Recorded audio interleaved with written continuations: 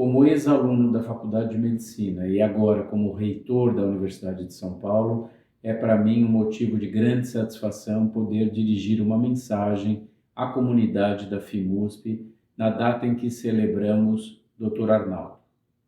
Dr. Arnaldo Vieira de Carvalho é um expoente da medicina paulista e brasileira e deixou um legado imemorável para a nossa sociedade.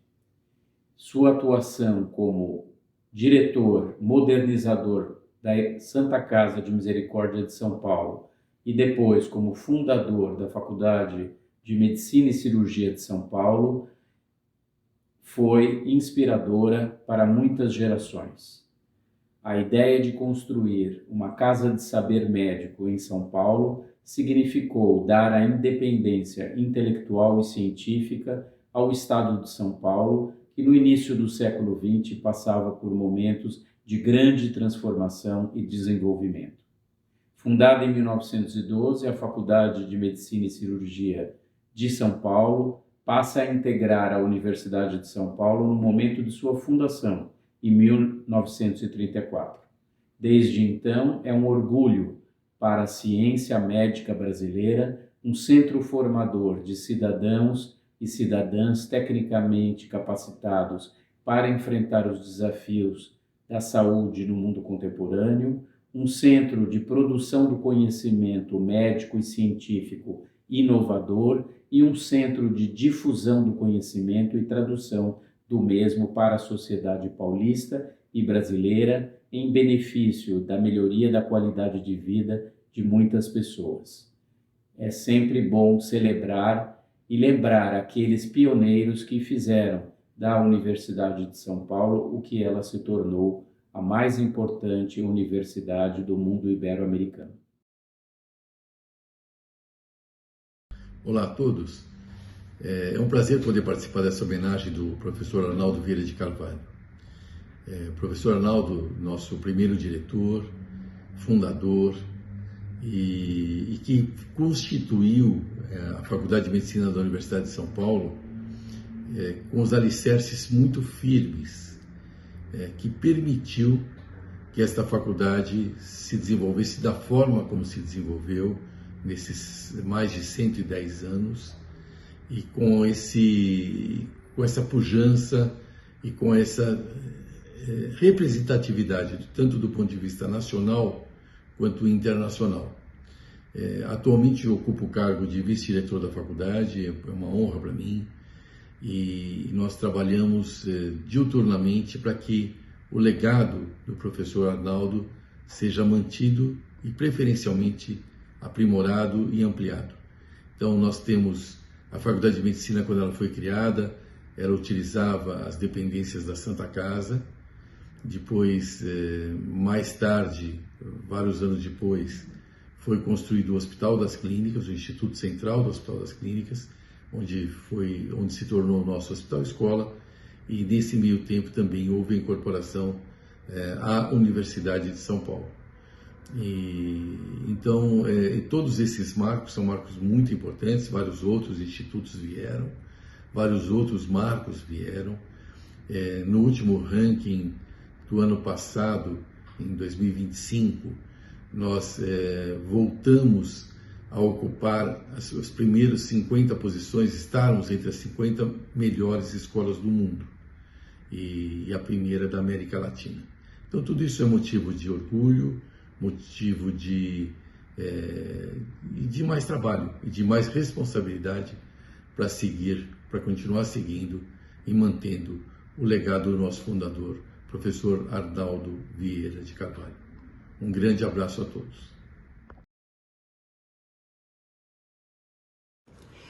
Fico muito feliz em poder celebrar novamente, como todo ano faz a Associação de Antigos Alunos, a memória do nosso Dr. Arnaldo, que sem dúvida foi um dos maiores brasileiros de todos os tempos. Cientista, médico, preocupado com a higiene, com o bem-estar das pessoas, defendia as vacinas, um cara fora de série. Por ocasião da homenagem, que nós fazemos anualmente ao fundador da nossa faculdade, Dr. Arnaldo Vieira de Carvalho, uma pergunta se impõe desde o início. Por que a nossa faculdade se destacou entre as demais do país desde o início?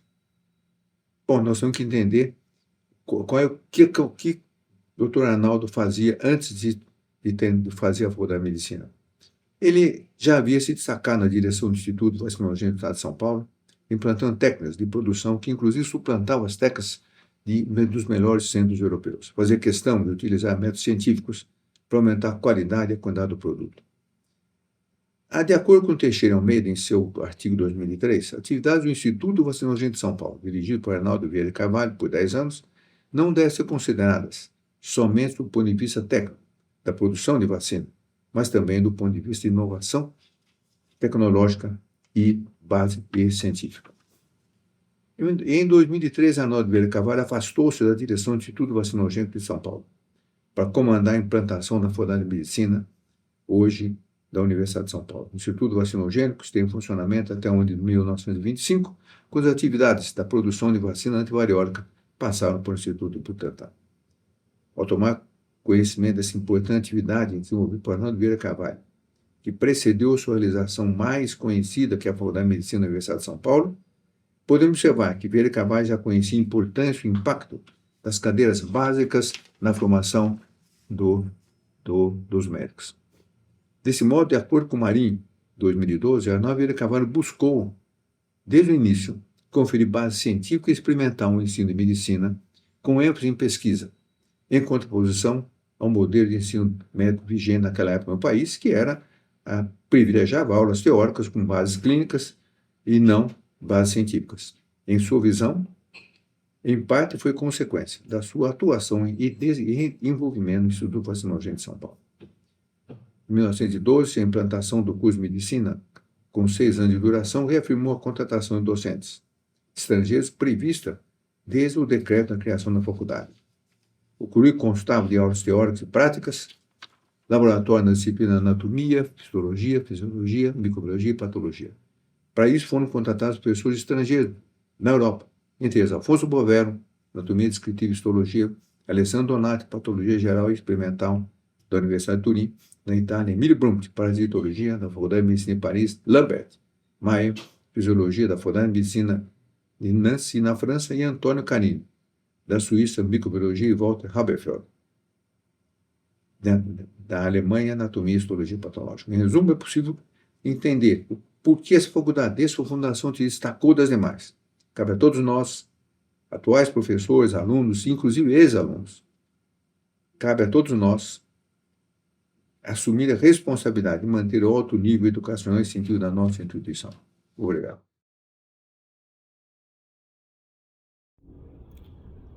No dia de Arnaldo Vieira de Carvalho, quero primeiramente agradecer o convite da Associação dos Antigos Alunos para deixar uma mensagem, uma reflexão sobre esta figura histórica e fundadora de nossa faculdade. Quando queremos perseguir um determinado sujeito no tempo, a reflexão da história se dedica prioritariamente a desconstruir uma narrativa acabada.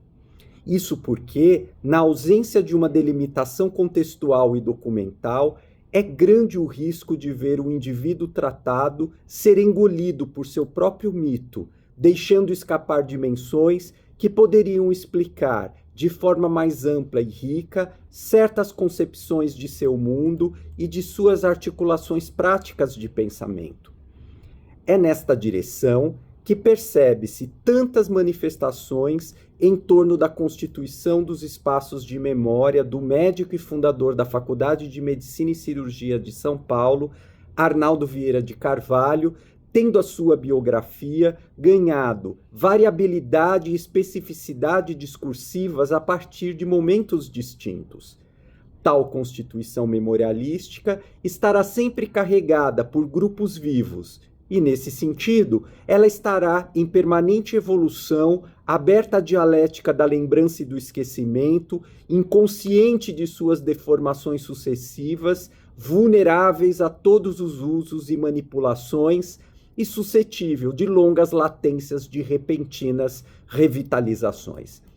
Por isso a pergunta: Qual a memória que nos interessa hoje sobre Arnaldo Vieira de Carvalho? E aí está o trabalho da história, como a reconstrução sempre problemática e incompleta do que não existe mais, dando à luz ao que foi abandonado por uma memória oficial, fazendo vir à luz o complexo da vida, inclusive a profissional.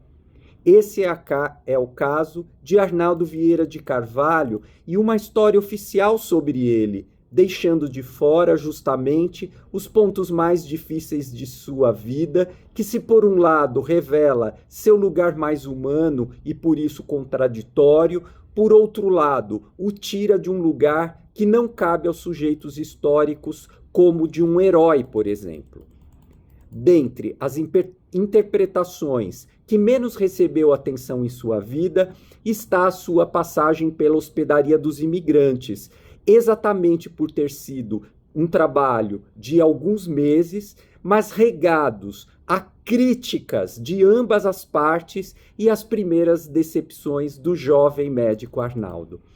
Ao buscarmos o último escrito dele em suas memórias, de 1919, aparece uma narrativa das mais interessantes envolvendo medicina, política e as suas intenções de um médico recém-chegado a São Paulo em janeiro de 1889, logo após a sua diplomação na Faculdade de Medicina do Rio de Janeiro, em 1888.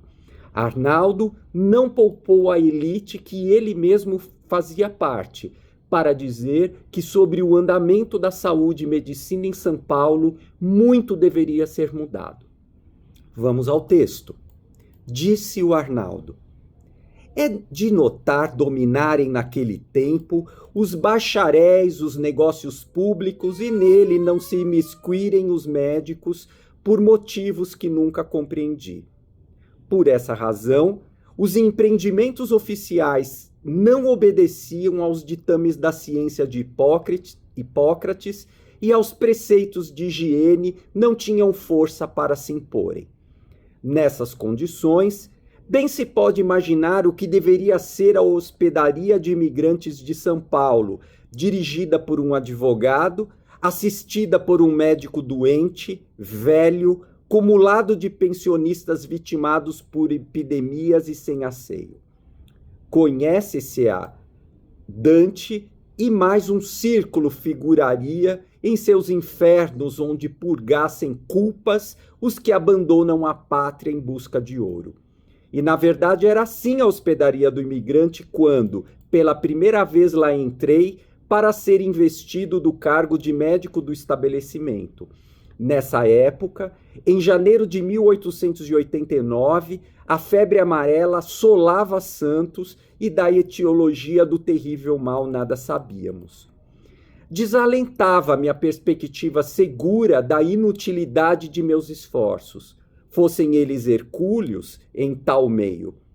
Envergonhava-me do juízo formulado pelos doentes a quem deveria socorrer, todos homens civilizados, provenientes de terras cultas, sobre os homens e as coisas do meu país. Repugnava-me, sobretudo, a ideia de aquecer com semelhante monstruosidade e passar por desbriado comedor de ordenados. Ao mesmo tempo, meu cavalheirismo, meu brio profissional impeliam-me, sob a pena de ser taxado de covarde e acomodatício, a lutar desde logo para colocar a repartição a mim entregue naquele dia ao nível de meus ideais e do bom nome de São Paulo. Não trepidei um momento, cheio de ilusões humanitárias e confiantes na justiça da causa, terminada a primeira visita de inspeção, corri célere ao gabinete do administrador e expus-lhe lealmente as péssimas impressões de tudo que vira. Ao mesmo tempo, apresentei longa lista de reformas e providências urgentíssimas, das quais dependeria minha permanência no posto médico dos imigrantes. Você começa mal, doutor, replicou o diretor, um bom velho, ignorante, tipo acabado de manga da alpaca, mal acabara eu e minhas reclamações indignadas. Mal toma posse e já quer tanta coisa? O outro esteve tanto tempo e acomodou o que há. Pois, meu amigo, retorqui eu, ou se faz o que peço, ou vou-me embora. Neste caso, você vai ao presidente da província, respondeu o velho. Eu não tenho autoridade para tanto. Você é muito moço, doutor. Fui ao presidente. Este, achando justíssimas minhas considerações sobre as condições horrorosas dos imigrantes doentes, remeteu-me o inspetor de imigração, um outro bacharel, que com vício profissional, em longo arrazoado, procurou demonstrar ser tudo assim mesmo e nem poder ser melhor. Diante da energia com que repeli tais afirmações, me foi prometido atender em minhas reclamações, e, para começar, ordens seriam dadas para, naquele mesmo dia, removerem o necrotério debaixo da enfermaria para ponto conveniente. Agradeci e, ao retirar-me, fiz sentir ao inspetor esperareu que as providências projetadas fossem reais e não meras promessas a reclamantes impertinentes. O inspetor jurou pela sinceridade do seu proceder. No dia seguinte verifiquei, com mágoa ingênua, pretenderem apenas contemporizar quando me prometiam reformas e, pela inércia, sopitar entusiasmo de um médico moço. Não hesitei um instante. Procurei o presidente e, depois de agradecer a confiança que lhe merecera, depus em suas mãos a renúncia de meu cargo por impossibilidade material de bem desempenhá-lo. Naturalmente, a petulância do meu procedimento irritou o supremo administrador da província. Despeitado com o que chamava falta de consideração, deu-me imediatamente um substituto. Na manhã seguinte, o órgão oficial, em uma entrevista com o meu sucessor, insinuava ter eu renunciado o cargo por medo da febre amarela. Enfim, aqui temos uma percepção muito interessante de Arnaldo Vieira de Carvalho se chocando com a elite local e com a elite médica local, o que vai acontecer em muitos momentos quando ele então vai lançar o seu projeto junto com os médicos paulistas para uma nova escola médica aqui na cidade de São Paulo.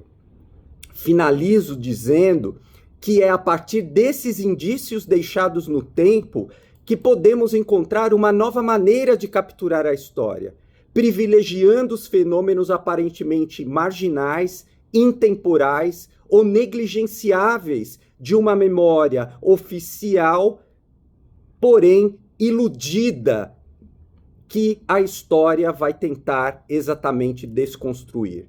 Para isso, o exercício do ritual em torno de uma figura histórica pode nos trazer, mesmo quase de forma imperceptível, a revelação do novo, a convicção de que o rememorar é como um novo olhar através do microscópio, o interesse pelo minúsculo revelando dimensões inesperadas dos objetos e, com sorte, perturbando convicções arraigadas de uma versão oficial. É isso, muito obrigado e saúdo a Associação Médica, a Associação dos Antigos Alunos dos nossos médicos aqui da faculdade, por este evento e por este convite. Muito obrigado.